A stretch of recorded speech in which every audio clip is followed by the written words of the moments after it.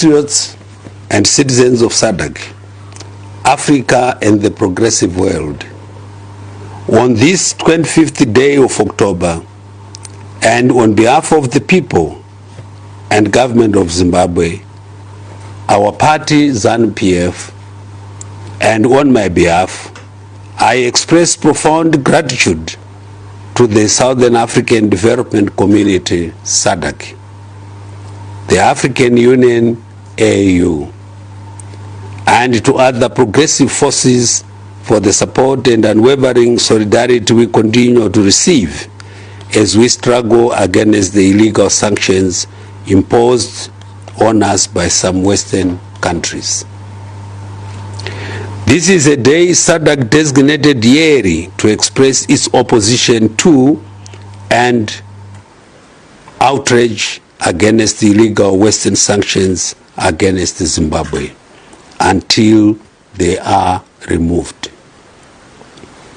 We, the people of Zimbabwe, feel humbled by the solidarity demonstrated by both SADC and the AU, as well as many progressive forces and organizations who at the recent 77th session of the United Nations General Assembly in unison called for the immediate and unconditional removal of the illegal sanctions.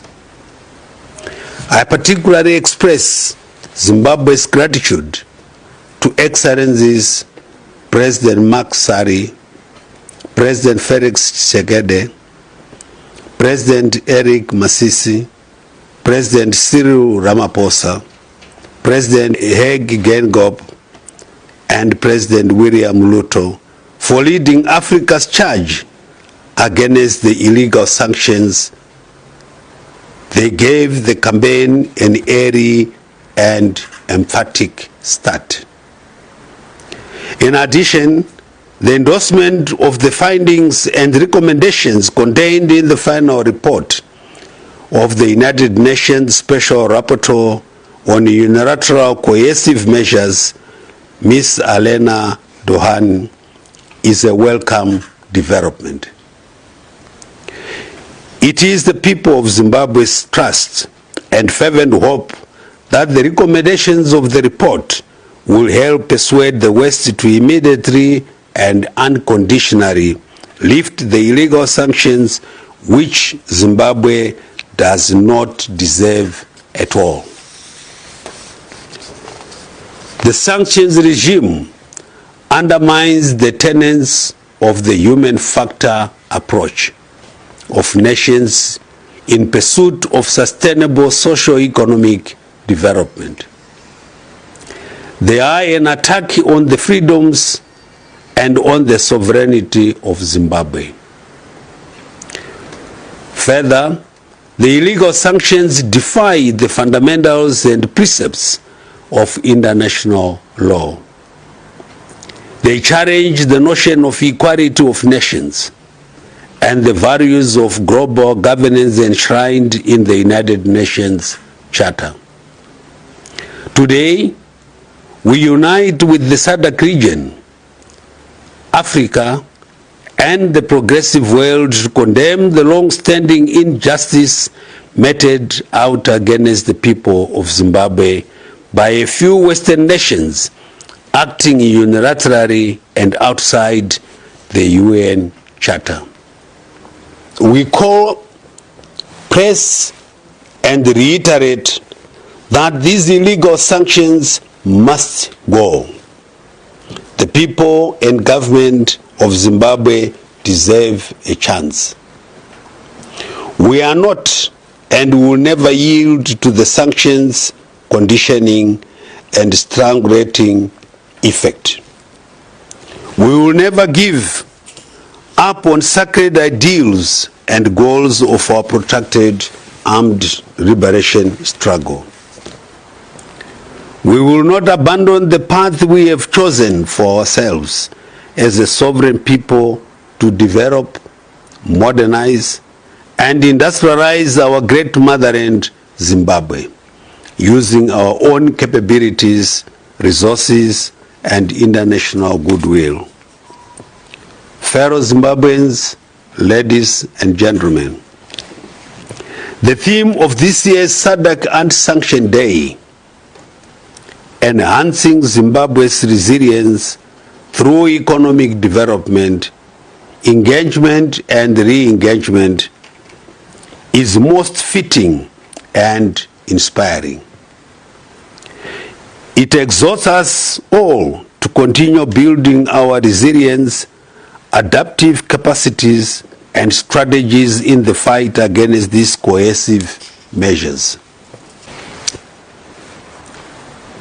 As I alluded to in the final report of the United Nations Special Rapporteur on unilateral measures, the sanctions have hindered us from accessing support and fresh capital from the international financial institutions, IFIs. Be that as it may, these sanctions cannot sanction our minds, our original thinking, our skill sets, our energies, and most importantly, our God-given land as well as our natural endowments. We must therefore fully utilize all our creativity and endowments to insulate our economy from these sanctions and to implement with great vigor our local development prescriptions, programs, and projects to improve the quality of life of our people. We have a duty to lift our people out of poverty to prosperity. It is only through self-generated development, determination, focus, perseverance, and resilience across all the 10 provinces of our country that we shall conquer the illegal sanctions. Going forward, I challenge fellow citizens, young and old, from the Zambezi to the Limpopo, and from Plumtree to Mutare, to remain alive to the fact that it is our collective responsibility to build a prosperous Zimbabwe we all want. Brick by brick, stone upon stone. Our development mantra, nyika inovakwa nevene vayo, ilizwe lakiwa ngavanikazi valo, is instructive and should guide and inspire us. There is no looking back, no retreat or surrender. Fellow Zimbabweans, the cumulative negative impact of sanctions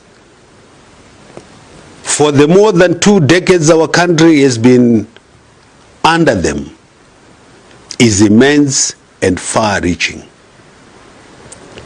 In the financial sector, Zimbabwe suffered the suspension of balance of payments support, cessation of development cooperation, thus rendering us ineligible to financial support from global financial institutions. Commercial loans are offered at exorbitantly high risk-related premiums. While obstacles are put on our commercial banks, they are not free to correspond and to transact internationally.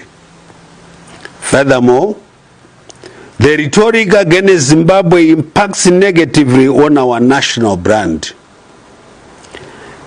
and on flows of trade, investment, and tourism.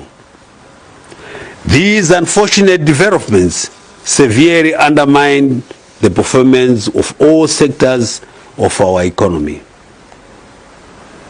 As a consequence, the lives and livelihoods of the Zimbabwean people have been negatively impacted.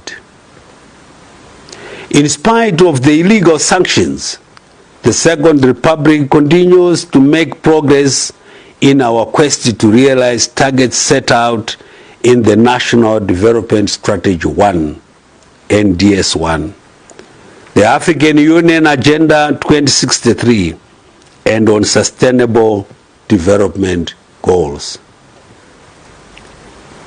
We are determined to deliver on these national and global goals, sanctions notwithstanding. We have introduced and continue to refine many economic and fiscal measures to strengthen the demand and use of our currency, to foster market discipline, and to bring about stability in our economy. In the agriculture sector, we continue to make strides towards building $8.2 billion agricultural economy by 2025. This is a result of hard work and of cultivating a culture of production and productivity through the religious implementation of agriculture, food systems, and transformation strategy. We have also added programs and initiatives on rural industrialization. The mining sector is on track to achieving a $12 billion mining industry by 2023. Critical projects are being implemented across this sector in partnership with both local capital and global investors drawn from friendly countries. Government's Smart Zimbabwe 2030 Master Plan will deploy technological innovations and digital transformation in our quest for holistic development and to modernize our national infrastructure. This includes the expansion and upgrading of our energy infrastructure, major highways, feeder roads, airports, and all ports of entry, the construction of dams, as well as building of smart cities. Under the devolution and decentralization agenda, we are giving power to and facilitating decision-making by local communities. This has seen life-transforming milestones in social sectors, in water and sanitation, as well as in the infrastructure space across our rural areas. Through devolution policy, we are transforming the countryside and changing livelihoods of our historically disadvantaged communities. Leveraging on the ongoing science, technology, and innovation revolution, as well as the knowledge-driven economy ecosystem, our higher and tertiary education institution, innovation hubs, and industrial parks continue to play a pivotal role towards our quest to modernize, industrialize, and grow our economy. Fellow Zimbabweans, our economic turnaround efforts would have been faster and less painful had it not been for the hurdles placed in our way by the illegal sanctions. Despite the hardships, prospects of attaining Vision 2030 remain bright and within reach. Let us therefore remain resolute in our individual and collective efforts to rebuild and grow our great motherland, Zimbabwe. Guided by our engagement and re-engagement policy, Zimbabwe remains determined to be a peaceful and effective participant in the Committee of Nations. Since the last SADC Anti-Sanctions Day, my administration remains determined as ever to promote the stance that Zimbabwe is a friend to all and an enemy to none. It is therefore critical to note that the structured political dialogue with the European Union, which has been going since 2019, is enhancing greater understanding on issues of mutual interest. The progress recorded to date strengthens my administration to keep focused on re-engagement. Meanwhile, the people and government of Zimbabwe welcome the invitation to participate at the Africa-US Summit, which will be held in Washington, D.C. in December 2022. Zimbabwe will use the meeting to re-engage the United States of America. We hope the USA will be forthcoming. Ladies and gentlemen, I commend investors, including our local citizens and those in the diaspora, for taking advantage of the vast investment opportunities which Zimbabwe offers. I want to assure those nursing doubts planted by false narratives against our country that Zimbabwe is open for business and a safe destination for capital. My administration will continue to strengthen the reform agenda by addressing all impediments which constrain economic growth, business confidence, and investment. Equally, we stand ready to facilitate and welcome investors into the various sectors of our economy. We do all these reforms for our people and for our country.